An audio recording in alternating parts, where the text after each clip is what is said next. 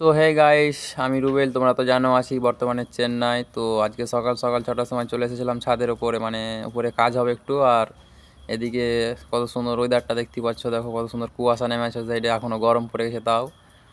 আর ওদিকে মামা কাজ করছে, মামার সাথে আমি এসেছিলাম এদিকে, মানে একটু মানে পালিশ টালিশ করবো, সেই জন্য ওই যে দেখতে পাচ্ছ কালকে রাত 2টা বেজে গেছিলো ঢালাই করতে। ঢালাই করার পরে মেঝে ভেঙে গেছে, ঘোলা ভেঙে গেছে এখানে। আর এই যে এদিকে দেখো কত সুন্দর সূর্যটা উঠেছে, আর এই যে ওগুলা সব ঢালাই করেছে। আর এদিকে দিয়ে ঘুষতে ঘুষতে ঘুষার পরে এদিকে মশলা মাখা হয়ে গেছে, তারপরে মশলা টশলা মাখার পরে আবার এদিকে সব মশলা বইতে লেগেছে। এই যে এদিকে দেখতে পাচ্ছ মাস্কুরকে মশলা বইছে। মাস্কুর বলে তো চিনতে পারবে না নিশ্চয়ই, ওর নাম হচ্ছে মানে পিচ্ছি বলে সবাই ওকে ডাকে এখানে। আর এই যে 2 গাড়ি মশলা ভরেছি, মশলা ভরার পরে আবার মশলা ফেলে দিয়ে আবার এদিকে গেছিলাম লিফট নামাতে।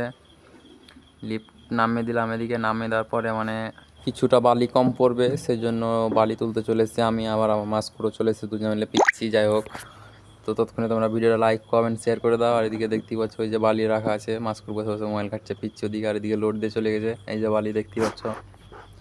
তো মানে বালিটা তোলার পরে ওদিকে মানে একদম ডাইরেক্ট ঢালাই ঢুলাই কিছু দেখাতে পারিনি। যাই হোক, ভিডিও নিশ্চয়ই ভিডিওতে। এই যে বালিটা নামিয়ে দিলাম, বালিটা নামিয়ে দিয়ে আজকের ভিডিওটা এইখান থেকেই। তোমরা লাইক কমেন্ট শেয়ার করে দাও।